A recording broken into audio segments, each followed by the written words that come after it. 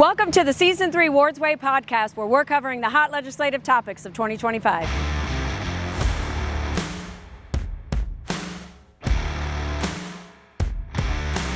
From tariffs to tunnels and bridges. From foreign trade zones to workers' compensation. To the Fort Lauderdale International Boat Show.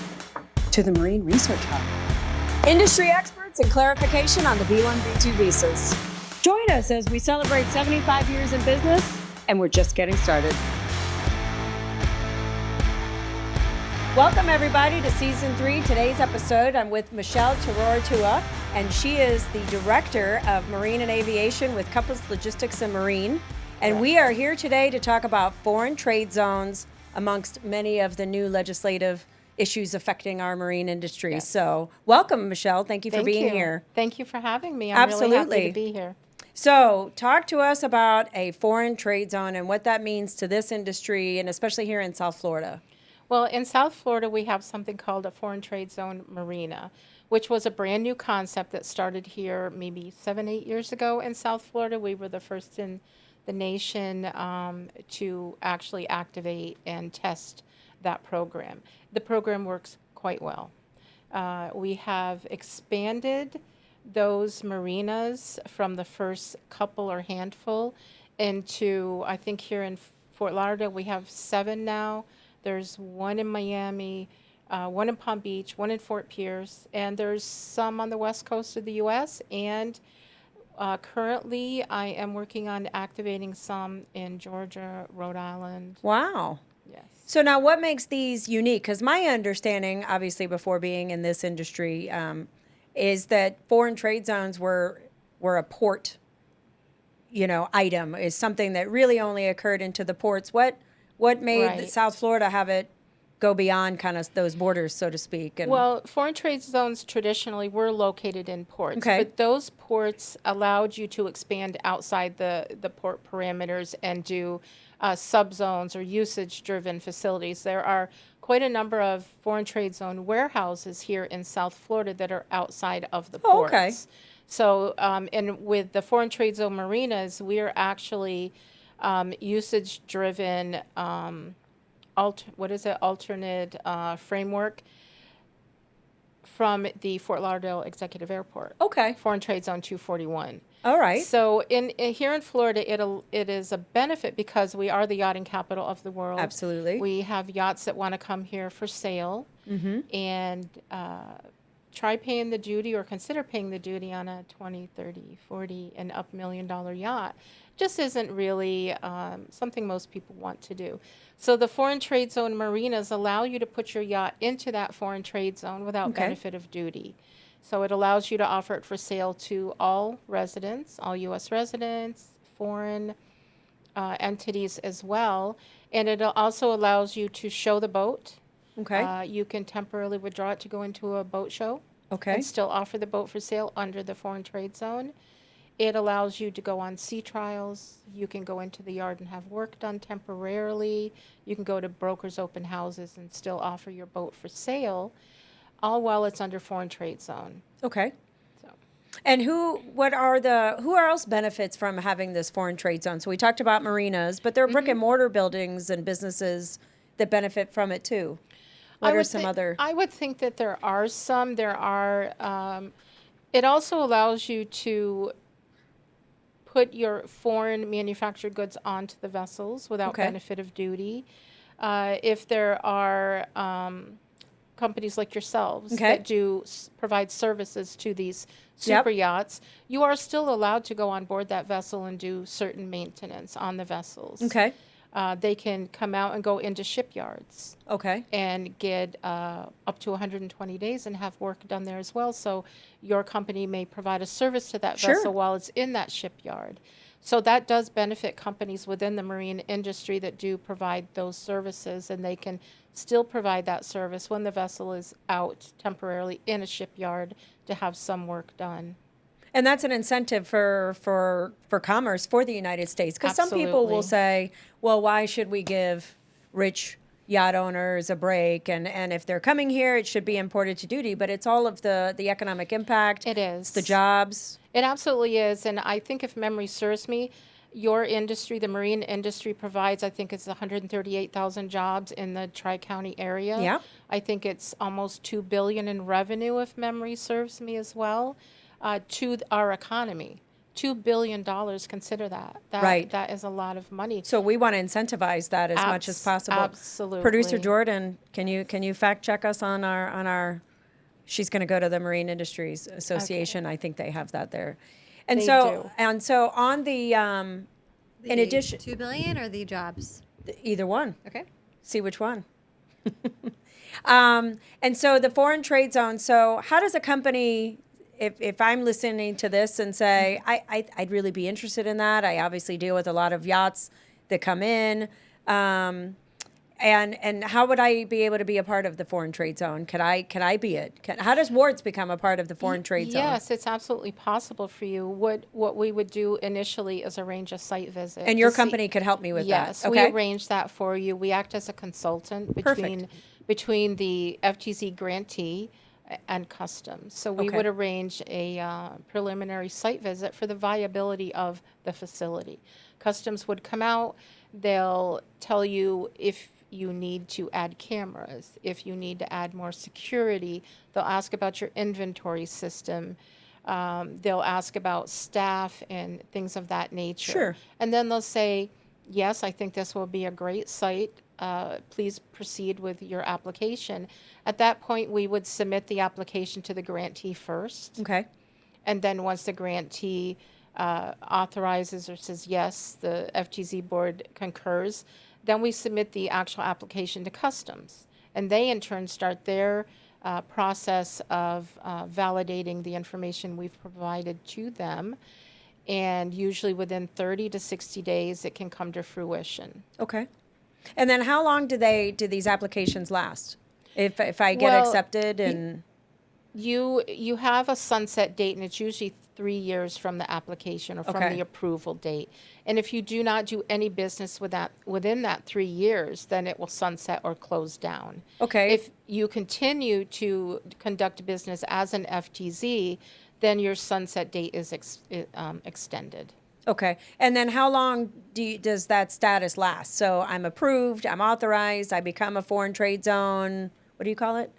A foreign trade zone business? Yeah, so you're a usage-driven foreign trade zone Usage-driven. facility. Okay. And so how long does that status last? That lasts as long as you're in good standing Okay. and you pay your annual fees to the grantee and So pay there's- for your bond. There's enough incentive that it's not like this is something that's going to last a year or two. Oh, And some no, people have to no. invest in maybe their computer software, you're saying, or It is cameras. it is an investment, and it's in your best interest to make sure that you comply with all the regulations Sure. and that you don't get in the crosshairs of customs. Absolutely not. Because they're the ones that can prevent you from continuing on as a foreign trade zone. But it is a nice to know that once you do invest in it and you develop this and it's working for your business, that it can continue as long as it's Absolutely. a successful As long as venture you're and you're success- compliant. Yes, exactly. Excellent. Compliant is the big part of it. Now you're planning to go to Washington too to talk about FTZ and meet with an FTZ board. Tell me about Yes, I am. So I'll be joining the MIASF, Marine Industries Association of South Florida, in DC again this year. So it's a privilege to be asked to go. So I'm really quite honored to be Yes, going. it is. Congratulations. And we will be meeting with Coast Guard, specifically with emissions compliance issues. Okay. For the large engines on these big yachts. We meet with customs. We meet, who are we meeting with? We will be meeting with FTZ. We're going to be meeting with the USDA PPQ people as well for the new Lacey Act that was implemented Correct. that affects yacht importations as of December of last year. Do you want to talk about that? Do any of these things you want to go into detail? You're welcome to. I do have your numbers. oh, if you want oh. them. Okay, producer Jordan. What do we have? So for our region, we have Yep. 149,000 jobs in our region, but specifically in Broward, we have 121,000. So of the 149,000 in the Tri-County area, Broward is 121. 121. Wow. And then Florida generated 24.6 billion in output, but specifically 9.7 billion of that came out of Broward. Wow. So Okay. Yeah. So the numbers are even more impactful. Thank you This for was that, a Jordan. MIASF report Okay. specifically. Thank you. Thank you. Yeah, so it is, So the again, economic impact is massive. massive for It sure. is. I don't know how you can be in this county and not realize what runs this county or runs South Florida. The economic impact is immense. Well, you mentioned the Marine Industries Association of South Florida, and I know I've gone on a couple of these tours, and I'm sure you have too, where they do a great job of taking out city commission Yes. and county commissioners, and not necessarily those city commissioners that are in the city of Fort Lauderdale because they have access and know their lovely city, but sometimes just a neighboring city or a neighboring county, and being able to go, and I witness every time on a water taxi tour that they say, I've driven down 95 and I just never noticed this marina, or I never noticed that facility. And so once you open people's eyes to it, people are definitely very aware and very supportive of our industry. So I do give kudos to MISF for that. So you're going to Absolutely. Washington, you're talking about, you said you're meeting with the Foreign Trade Zone Board. Is that Yes. just to kind of, here's how the It's- program's going, this is the Yes. impact, okay. That's exactly it. Just to reiterate how successful this program is, and there is really a fraction of a percentage of issues that might arise, with anything you're going to have an issue. course. But it's so minute that it really is not impactful on the program overall.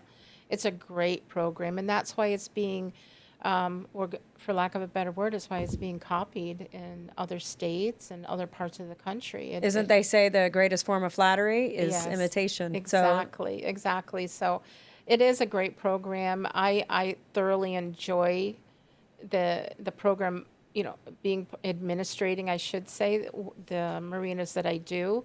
I make sure they're on their toes. We're all on our toes. I do quarterly reviews, continuing education to make sure any changes that come down from headquarters, that we're all aware of them, and that the vessels the vessels are complying with those regulations as well, and that they are fully aware of what what they can and can't do. We call it the no fun zone, to be honest with you.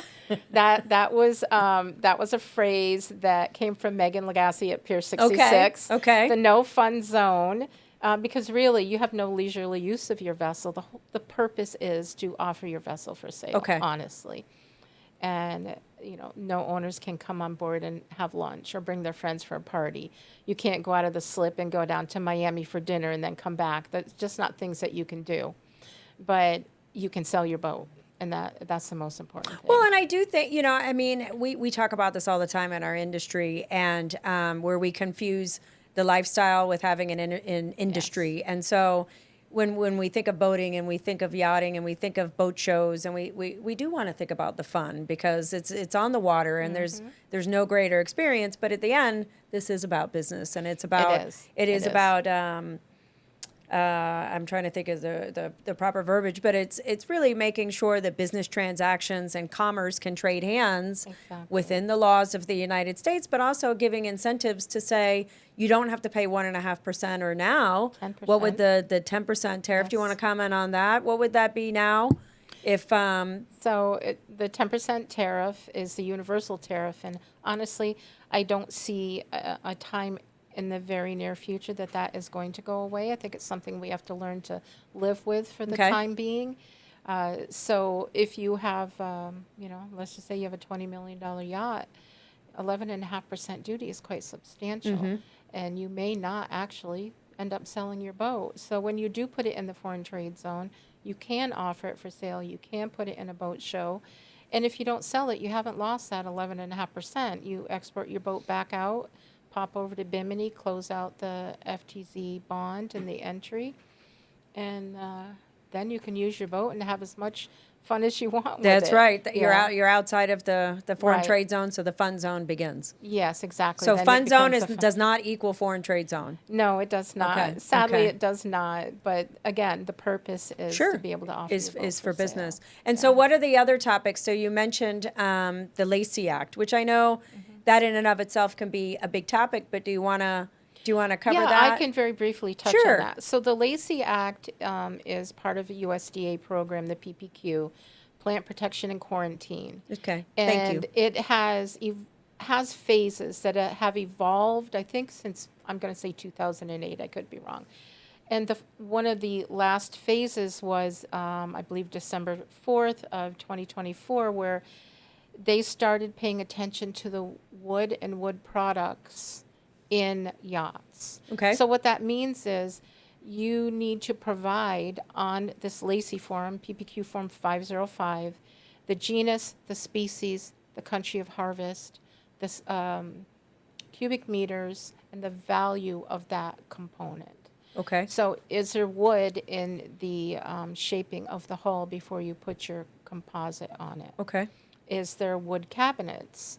Is there wood bases to your chairs or your tables? Or is there wood paneling on the walls within the boat? Those are all the things they want to know about. But those are all answers to those questions are yes. There is, but you got to know the builder has to provide you with all of the pertinent information for that document, which again Okay. is genus, species, country of harvest. One of the things they look at very closely is teak, Okay. specifically Myanmar or Burmese, whichever term you want to use, which is illegal. Okay. Can't have that on your boat. Can't import it. So that is one thing that they're looking closely at, again, is teak products. So on the your boat. responsibility is falling onto the builder. It is. What about the suppliers of the teak? I can imagine a builder saying, I've had the same teak supplier for 10 Right. years. Bob comes by. Bob didn't Right. tell me I had a new form. Am I supposed to have a new form? But the builder bears the responsibility, which They they do. should know the goods going in to build their product. Well, but- exactly. They have to know where their supplier is sourcing the goods. Okay. And actually, I believe in Europe, this has been in effect since 2013. So they've had more time. It shouldn't be new news for them, but Okay. they still balked at it. A lot of them balked. They pushed back really hard on it. But I think we currently have pretty much everybody aligned. There is always going to be an anomaly, but the most difficult part of the Lacey Act is the used boats. Sure. You're buying a used boat. Where's the history of that? What if Where's the builder's not history? around? Right, exactly. So if it was built after... I never thought about that. Yeah. Yeah, so if it was built after December 31st, 2007, it is required to have Lacey Act information. Prior to that, you are exempted. Okay. So that is the issue with used boats. A lot of this is often the second and third buyer. Sure. Where are they going to get that information? So if we know who the builder is and we have some sort of history or rapport with them, we will reach out to them and say, hey, could you possibly provide us with whatever information you can for this, 2011, Lagoon 42, whatever it may be. Sure. Sometimes we're able to get information, sometimes we're not. But what USDA PPQ has said is to do it to the best of your ability. Do as much research as you can and prove that you've done your research. Okay. Enter into there what you know or what you're able to obtain. And basically that is, during our call with them, we had a Zoom call with them several months back. That was their advice to everybody. Do the best you can, do your research and prove that you've done your research. Okay. And present whatever information you can to the best of your ability. When there's a violation, what's the consequence? Well, it's a monetary Okay. violation. Percentage of Yeah, price of most vessel? likely- yeah, most likely Okay. a percentage. I personally do not recall if there was a specific monetary amount set Okay. to it, but that's one of the things I can ask when I'm in DC next week. Exactly. So, And then, let's say we go back to prior 2007, were people reporting the species and any of that? So even if you do have a relationship, was that No. being reported? Okay. No, So none it's of really that. hard to come by. None of it was being reported. September of last year is when the notice came out that the final part of this phase was going to be implemented on December 4th. So I sent an email out to quite a few people. Patients from MIASF was one of them. I sent it out to all of the builders I deal with in Europe that I import for them. Okay. So I tried to give everybody as much of a heads up as I possibly could. Some people didn't really take it seriously, unfortunately. But I think we're in a good place now. Again, Okay, good. I think we're in a good place for the majority of what we're working on. And it's just probably getting it out to the builders and making sure Yes. they're aware. Yes. And then on the used boat market, is this something that a Marine Max has to go looking through all of their inventory and say, They may well. They Okay. may well. I do some work for a couple of lenders as well, and we've run into the issue where I simply cannot import the boat. So they can't finance the boat. I can't import the boat because I cannot get the lessee information. interesting? Yeah, because we have to have that documentation too as brokers. Whereas we don't have to upload it with our entry like we do the EPA portion Okay. with customs. We have to have it in our hand. We must have it in our file, and we have to send it to USDA. Interesting. So if I cannot get that information, I have unfortunately had to tell people I cannot import your boat. Is that something that you're going to talk to them about? That maybe is there, if the information's not available and now we're harming that commerce that Yeah. we're trying to, is there a fix in there? Or? I'm not sure that there's a fix. We did, there was a question, we sent out our questions or our concerns to them. So Like a comment period? Yes. Okay. So we're hoping that when we're in DC this next week, that possibly they may have some responses for Okay. us. So, Okay. yeah. And what was one of the other topics? So you talked, you mentioned meeting with CBP, and I know that I sat with you at the last CBP meeting, Yes. looking for some clarification. I don't know if you want to talk about that. We are hopefully having CBP as a special guest on season 3, but we're going through Oh, the that'd be great. we're going through the vetting process, so to speak. And I Gotcha. get it. You know, they want to make sure that Yeah. that we're especially after what happened, they want to make sure that I'm not, this rogue media person that's going to try to, Right. I don't know if that's what they're trying to Well- do, but I do think that they need to make sure we're credible, we're presenting them with the course. questions, and that my goal, and I let them know that my goal was to create a session that I could send out to captains, I can send out to you, that you could say, here's a one-on-one, with CBP on a podcast. It lives in YouTube forever. Here's the do's, here's the don'ts. This is what we said, this is what we didn't say, not on a big panel. But CBP was very helpful in offering a clarification on something that was, They were, and if you want to go into that, please. immigration isn't really my purview, but Okay. I do get asked a lot of questions about it. And after what happened in Palm Beach, it was really good to see that CBP was willing to sit down at the table with us and Yes. answer our questions. They were so very receptive here in Fort Lauderdale, and they did have some people come up from Miami, and they had headquarters on Yes. with us. Yes. So they could hear our concerns and possibly come up with some solutions. And I think at the end of that day, we did come up with some Yep. answers and some And solutions. some clarification. And yes, and there were some others that headquarters was going to check further into. So hopefully, we will have. And they issued a statement. They did clarifying, issue a which is like statement. putting it in writing. Yes, In a which- very short. So Yeah. just to give the listeners or the viewers, for those of you on YouTube, Ward's Way, by the way, there was a panel that was done during the Palm Beach Boat Show. Various questions were asked, and CBP is very good about doing these community outreach Yes. panels at boat shows that they know they're going to have a very specific audience of captains, crew, yacht management, companies such as yourself that really know, kind of know the industry and have very specific, stick your hand in the what if bag. A question was asked, a person answered it, it had a little bit of vagueness to it, and it sent the dock rumors spiraling. Yes. But we were able to, through the relationships, I'll give Marine Industries Association of South Florida and yourself for having those relationships with CBP. They had a meeting. This meeting, there must have been 25 people at this table. We ran out of chairs. We did. There were We did. lawyers. There was media. I was there. The lobbyists were there. There were all, and they couldn't have been more hospitable, more open communication, like you said, than the person from Washington. And then ultimately we said, hey, could you issue a clarification letter? And I think some people thought, well, I don't know if they're going to do that. And they did. And so I really just wanted to give a shout out to them that I do feel like there's been a lot of reciprocity in the communication and working together. I think they trust us as an industry. Oh, I think so. I think that We've proven to be. yes, through the Marine Industries Association of South Florida, they are such an advocate for the industry as a whole. Agree. And they have a very good relationship with CBP, Fort Lauderdale, Miami, Palm Beach, as well as the Coast Guard. And I think that through them,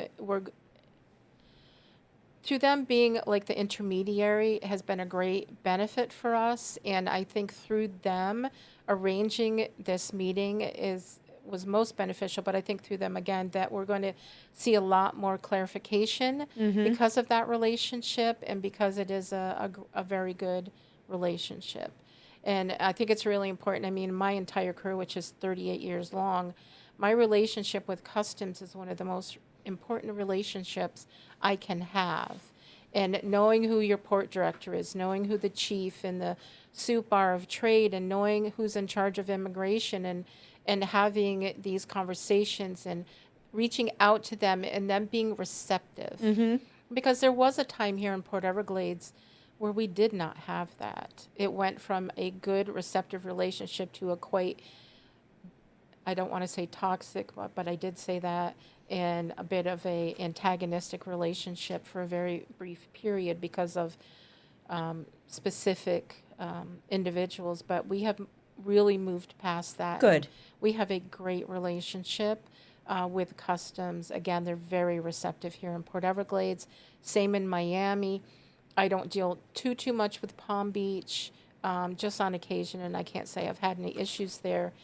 But those relationships are very important. It's not just in the yachting; it's in general, because we don't do just yachts. Sure. You know, I do airplanes. I was but going to say. we do all general commodities. We do everything. So having a good relationship is very important. And South Florida is very unique too. I think that as far as a region, even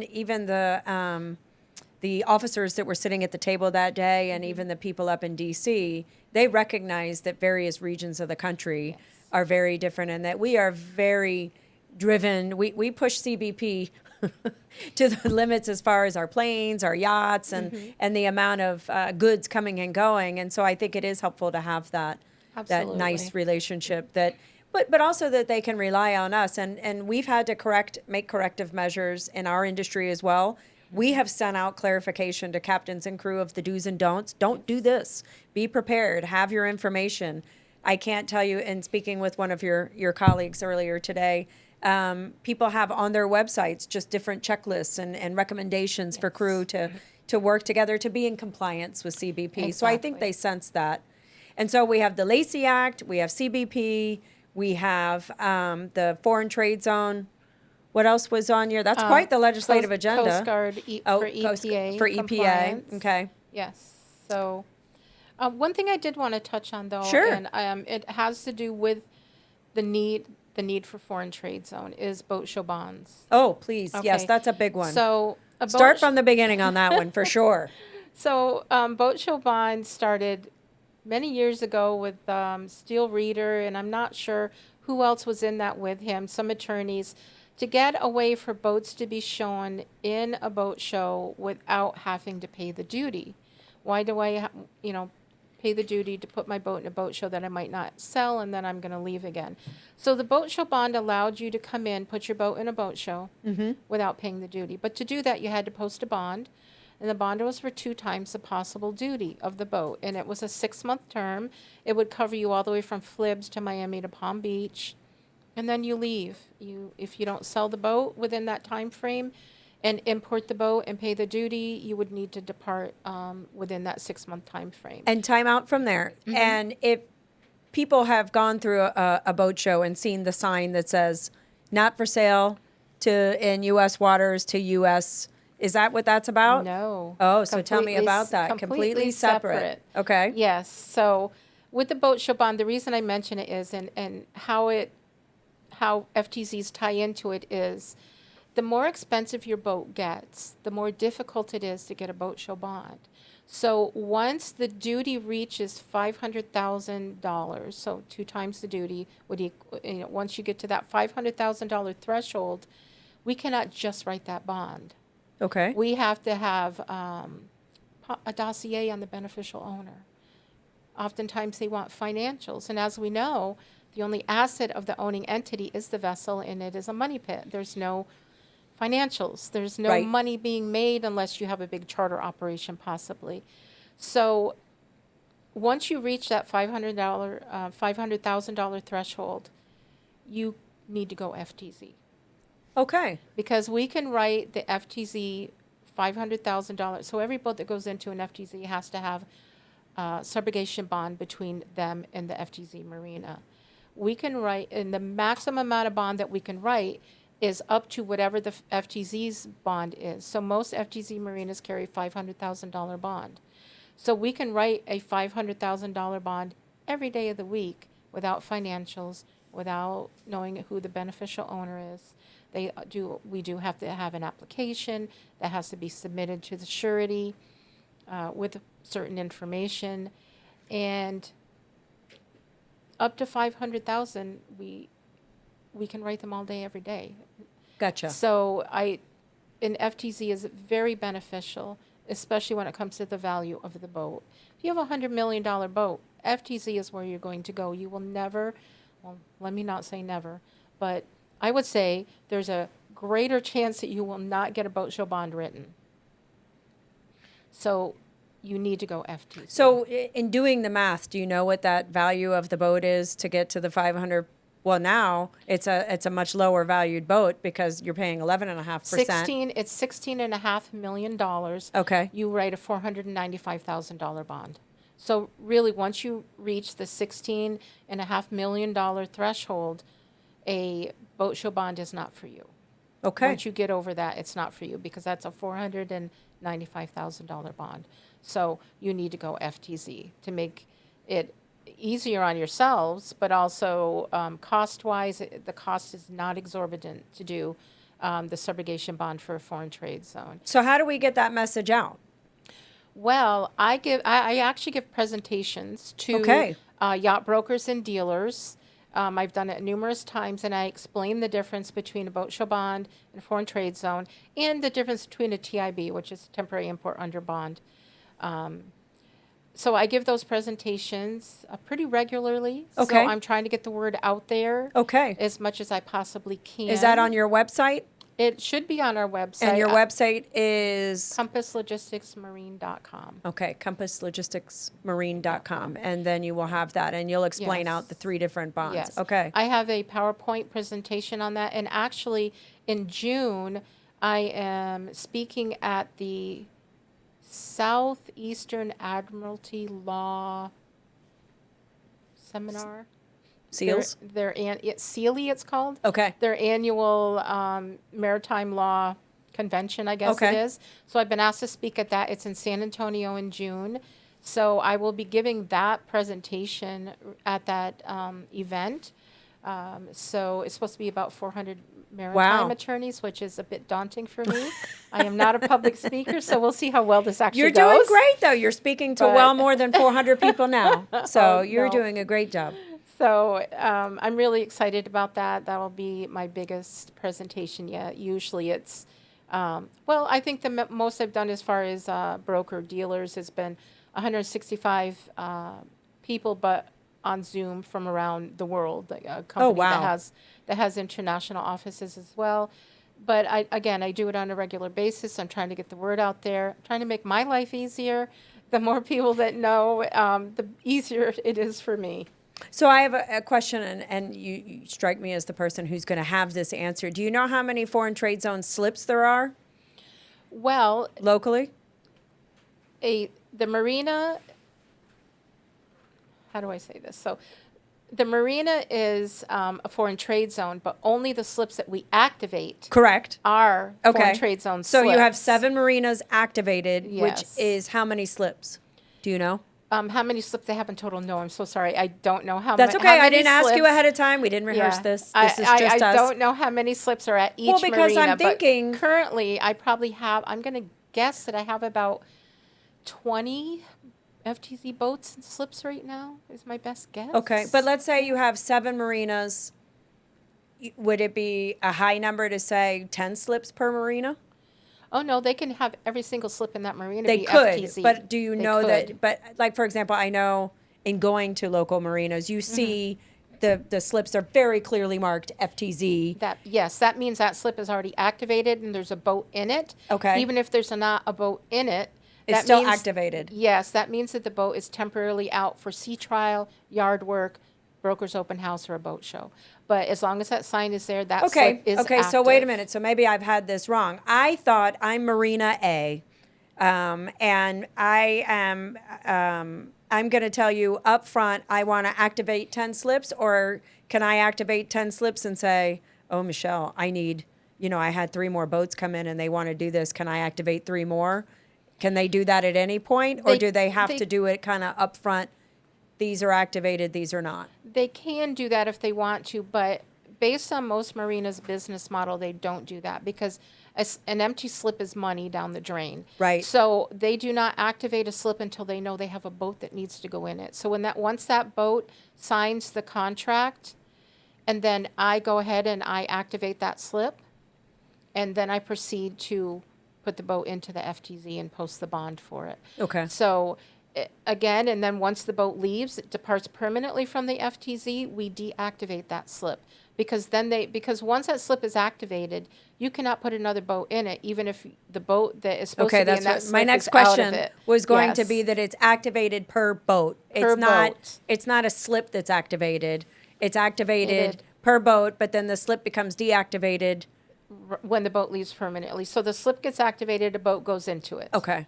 All right, and one of the conversations I've been having today with somebody is they want to go up the coast, let's say, and into a yard to have some work done. Yep. So that's a temporary withdrawal. I have to request that. You have to tell me where you're going, how long you're going to be there, and what you're having done. Okay. And then I request the temporary withdrawal for you to go up there. And if you want a sea trial while you're up there, I'll put that in my request. But once you're done up there, you have to come back to your slip. Okay. And go back into it, and before you can depart the U.S. permanently. So that's one of the issues that we talk about most often with people is that you cannot depart from the marina or the shipyard that you're temporarily at. You have to come back to your FTZ slip, Gotcha. and then I will request again from Custom for permission to leave. But while that boat is out of the slip, up the coast in a shipyard getting some work done, that slip belongs to that boat. They have to continue to pay for it, even though they're not sitting in it, because the marina cannot put another boat in there. Gotcha. Yeah. Now I have a question. I had my fingers over here because I have 2 things that I want to ask. One, would it benefit and I don't know if I'm giving away trade secrets and you don't have to answer or you can say yes or no. Would it benefit, let me go back to my previous question. Can you go from forward trade zone to forward trade zone? You can. You can do a zone transfer. Okay. So say you have somebody sitting at Bahia Mar and they want to go to LMC. Okay. So 2 different companies, 2 different foreign trade zones. Yep. So the receiving foreign trade zone has to do the transfer. So that boat can transfer from Bahia Mar to LMC. Okay. LMC receives the boat. LMC activates their slip, or then receives the boat, and they enter them into their inventory. They do the 214 to enter them into the zone. You can do that. But one thing that tends to become a continued question is the subrogation bond. Once you write your subrogation bond between Bahia Mar and the boat owner, you cannot transfer that bond to LMC. So that you would have to write a new bond. They have to write a new bond. Is that because they're 2 separate companies? Yes. Okay. Yes. So what about Safe Harbor? This is my second question. If Safe Harbor has a boat going from LMC to Savannah to Rybovich and back, let's say LMC to Rybovich to Newport to Savannah back, they're hitting the circuit, all the same company. Mm-hmm. Each of them have foreign trade zone slip. Wouldn't it benefit them to have foreign trade zone slips in all of their facilities, and therefore they could transfer boat to boat to boat? They could keep the same subrogation bond under your That example? would be up to Safe Harbor to determine if that is acceptable to them. Because each facility has I its got you. own legal name. You're right, they do. So if you wrote a bond for LMC under LMC's legal entity name, would Safe Harbor agree to use that same bond in Savannah? I'm going to say probably not. You're right. Because if the boat went rogue, as I call it, and they have to claim that bond, Savannah can't claim Fort Lauderdale's bond. right. So that, again, that would be a business decision they would have to make, but I would think they would want a new bond. But they could create a network that these boats could transfer from foreign zone. What did you call the term? To go from one zone. Oh, from zone Bahama- transfer. A Zone zone transfer. transfer. They could do zone transfers throughout their network. They absolutely could. Oh, Yeah. I you think would that- you would have to do a zone should- transfer because again, each entity has its own legal name and it's under a different Okay. FTZ grantee, Okay. basically. Okay. So every area has their own FTZ grantees. It would be a paperwork issue, but this Yes. boat could stay and go through a refit, be for sale, go Mm-hmm. in and out of these foreign trade zones and visit multiple areas throughout the country as long as they were going. As long as they zone transfer and it's accepted, they can remain for sale every time they transfer. Okay. It's a very interesting concept, but I do think it's one that more people should learn about.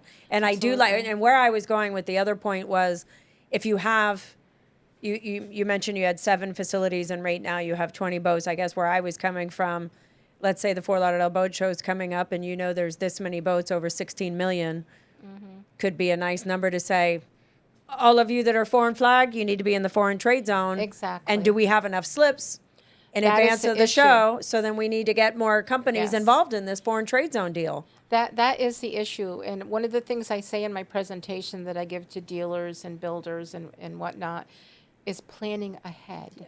I know. Because- Concept. Plan ahead because space is at a premium just before the boat show.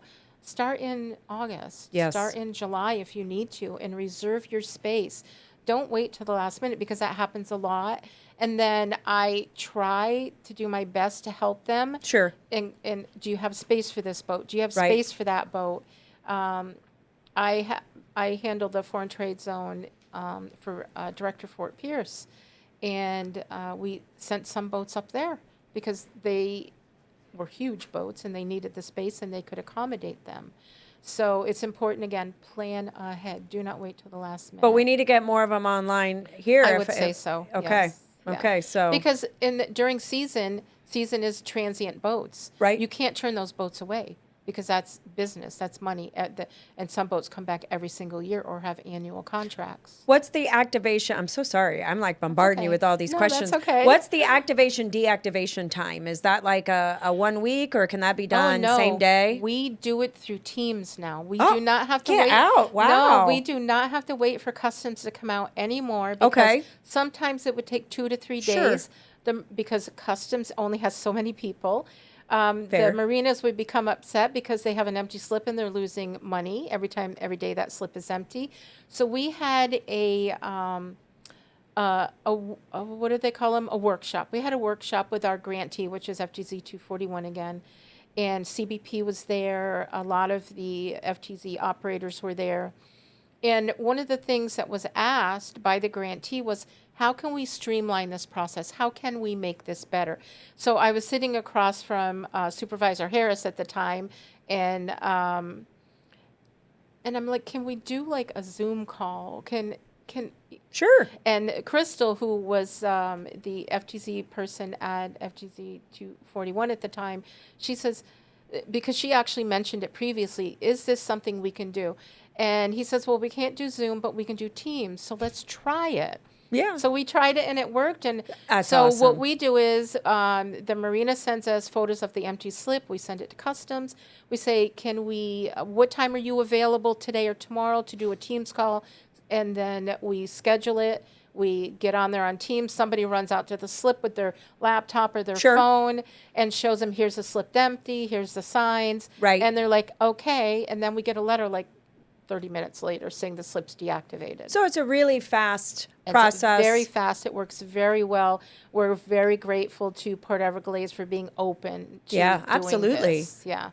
So it really works quite well. So I also see another revenue stream could be an app that just shows the slips like going away because they're all getting, leased and the foreign trade zones are all gone, and then there aren't any slips. I feel like, is there a reason a marina wouldn't do it? Is it just cost prohibitive?